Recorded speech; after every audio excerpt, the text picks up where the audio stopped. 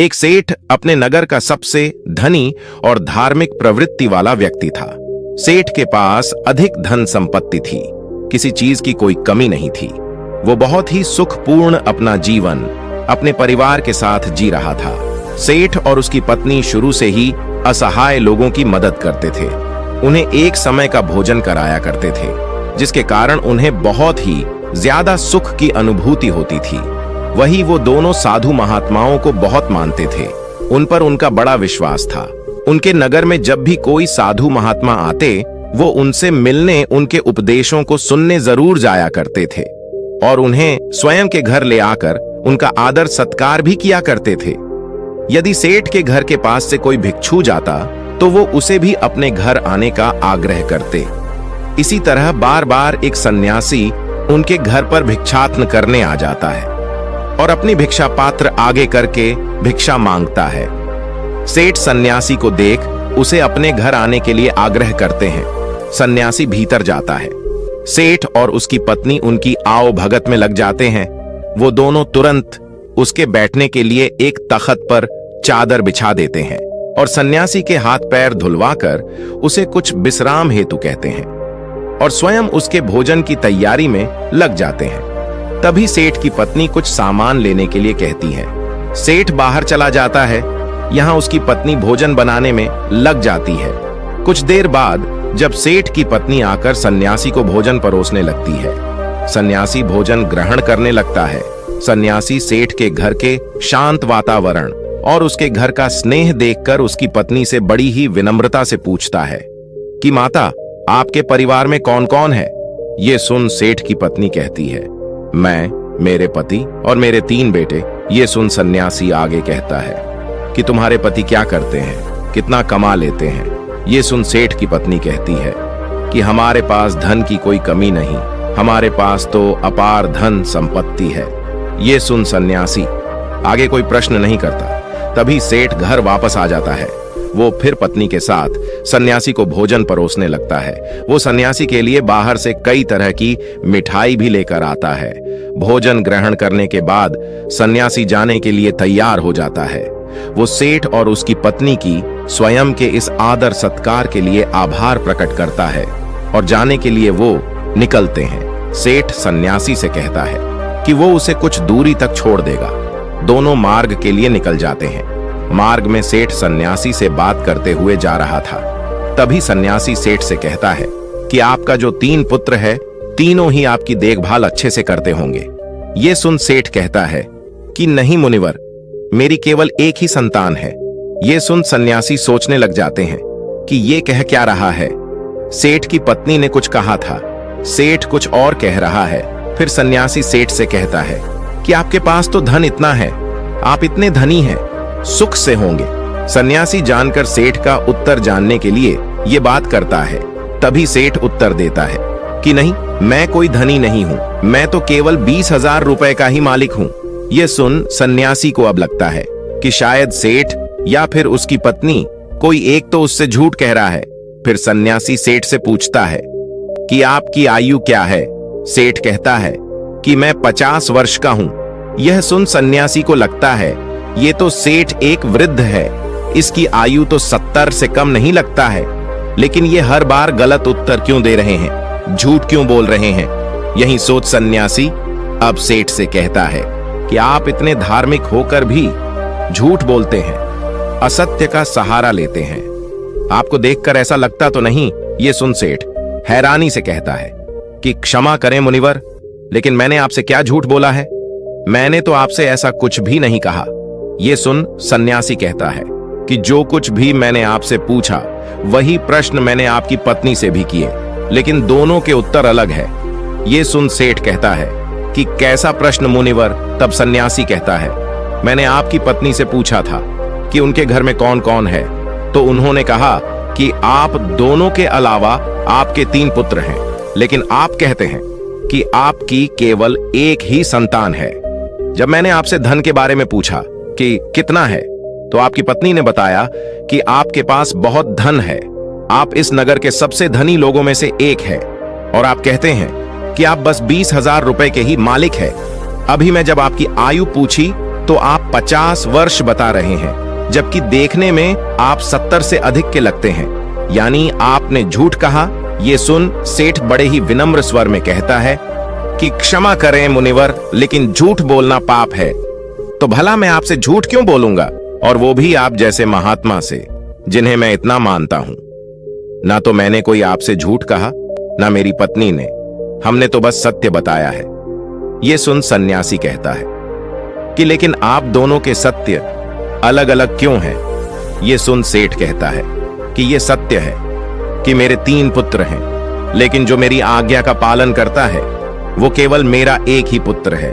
बाकी दोनों को अपने माता पिता से कोई मतलब नहीं है। जो कुसंग में रहता है वो मेरा अपना कैसे, इसलिए मेरे लिए मेरी एक ही संतान है।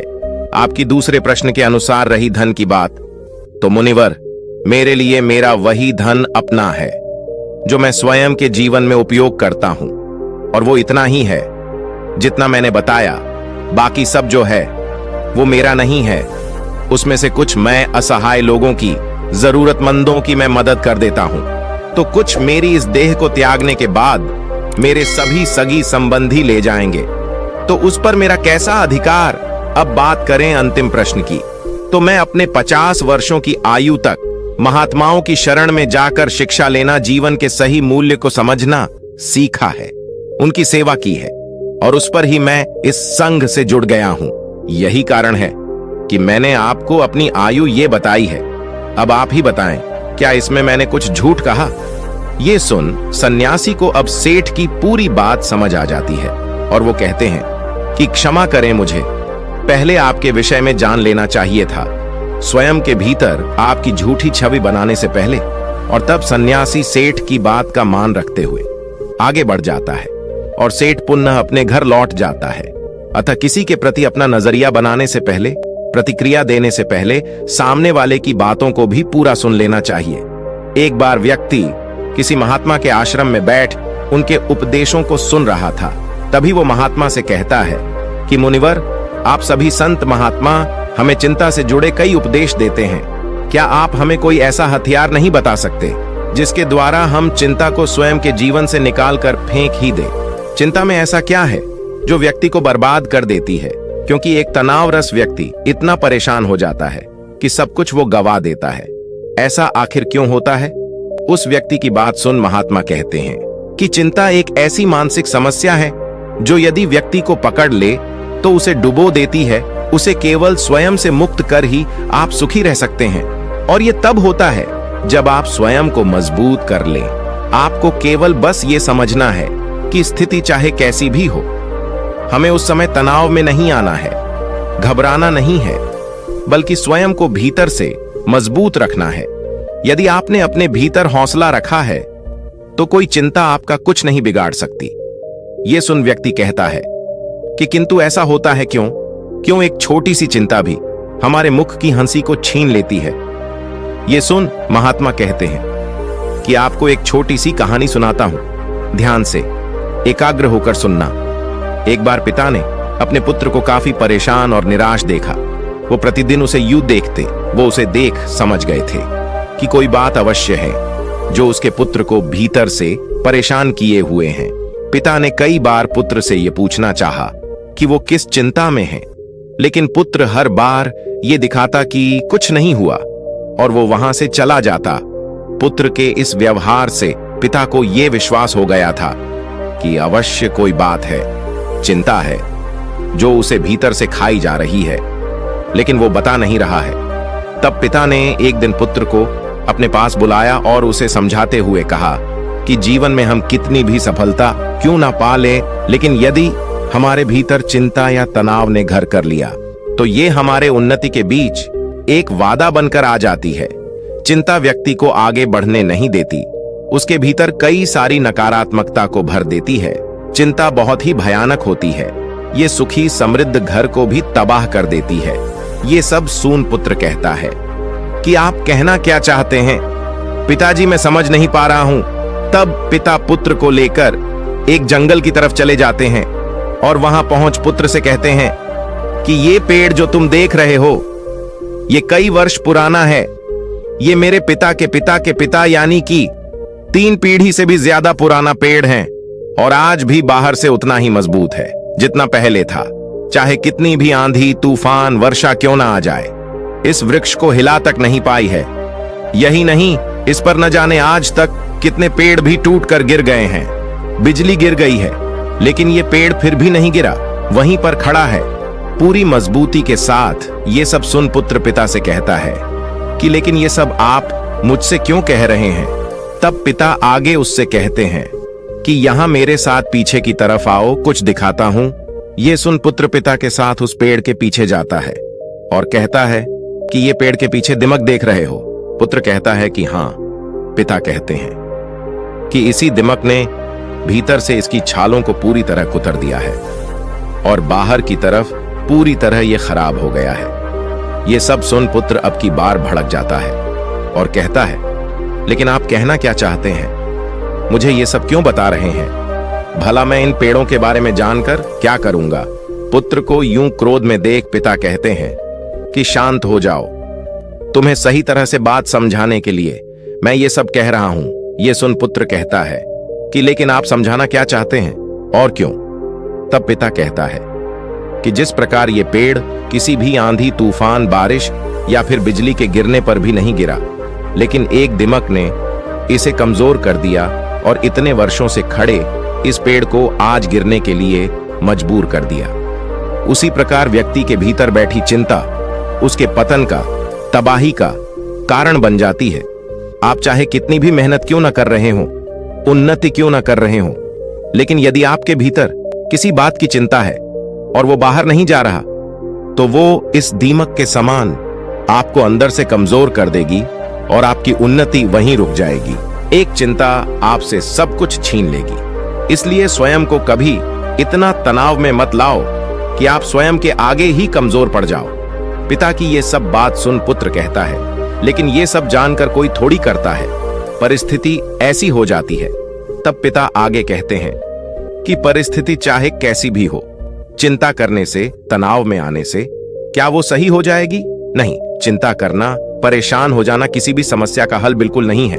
जब आपको कोई मार्ग ना दिखे तो कुछ समय के लिए शांत होकर एक जगह बैठ जाओ, खुद को समय दो और फिर सोचो कि किस तरह इस कठिन समय से निकला जा सकता है। कोई भी समस्या इतनी भी बड़ी नहीं होती कि उसका हल ना हो। हर समस्या अपने साथ हल लेकर आती है। तुम्हारी समस्या का भी होगा, बस जरूरत है तो कठिन समय में स्वयं को साहसी बनाने की। पिता की इस बात को सुन पुत्र को उनकी हर बात का सही अर्थ समझ आ जाता है कि वो उसे कहना क्या चाह रहे हैं। इस कहानी को पूरा करके महात्मा कहते हैं, क्या अब तुम समझे कि एक छोटी सी चिंता भी आपके जीवन को कितना प्रभावित करती है? ये सुन व्यक्ति कहता है कि जी मुनिवर। महात्मा आगे कहते हैं कि चिंता, दुख, तनाव सब हमें कमजोर करते हैं। हमें इन्हें स्वयं के जीवन से पूरी तरह त्याग देना चाहिए और जो ऐसा कर लेते हैं वो स्वयं जीवन में सदैव खुश रहते हैं। जीवन में परिस्थिति चाहे कोई भी हो, समय कभी एक सा नहीं होता, हमेशा बदलता है। बस अपने सुख के पल को स्मरण करके उसे दुख में साहस का हथियार बना लो। ये चिंता कुछ नहीं बिगाड़ पाएगा, लेकिन यदि इस चिंता में आप घिर गए तो कभी भी उन्नति नहीं कर पाओगे। इसलिए कभी व्यक्ति को व्यर्थ की चिंता में नहीं आना चाहिए। जो वर्तमान में हो रहा है उस पर ध्यान दें, अपना काम करें, बाकी सब छोड़ दें और धैर्य रखें। ये समय भी कब निकल जाएगा आपको पता ही नहीं चलेगा।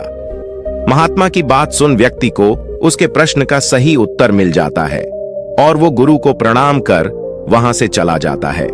अतः चिंता व्यक्ति के जीवन की सभी खुशियां, सुख, समृद्धि छीन लेती है। इसलिए व्यर्थ में इन सब में नहीं पड़ना चाहिए।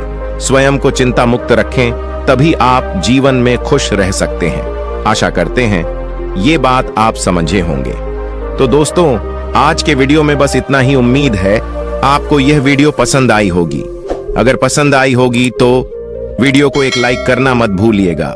ओम बुम बुधाय नमः, ओम बुम बुधाय नमः, ओम बुम बुधाय नमः।